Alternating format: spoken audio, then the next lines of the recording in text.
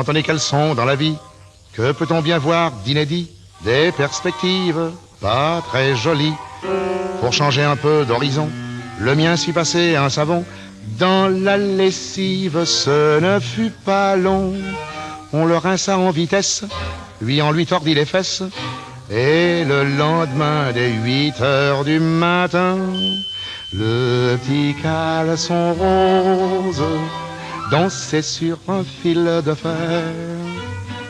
Il faisait bien les choses et se tortillait comme un ver.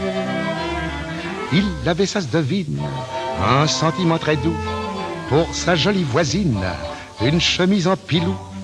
Afin de la séduire, il faisait des entrechats.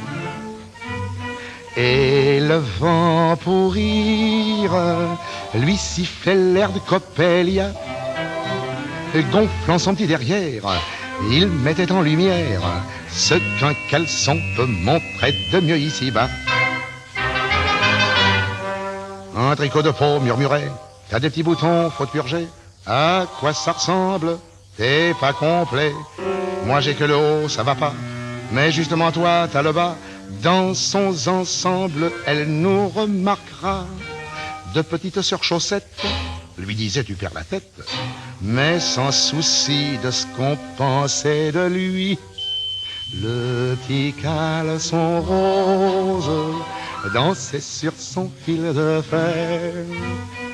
Il prit une pause, puis il dit d'un drôle d'air: on pourrait, mademoiselle, chaque jour se voir aussi. Je peux pas, répondit-elle, je suis chemise de nuit.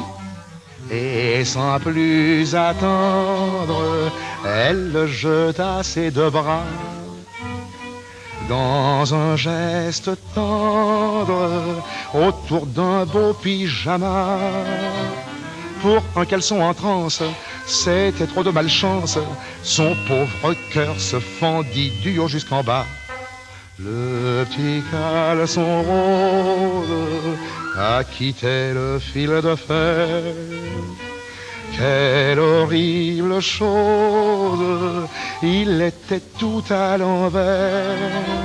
Si bien que dans la cuvette, un battoir en bois blanc qu'on appelait tapette, le cru du bâtiment, un vieux torchon sale lui cria: tu viens, mignon? Ce fut un scandale et la fin du petit caleçon. Perdant toute espérance, il quitta l'existence. On l'a trouvé un soir noyé dans le lavoir.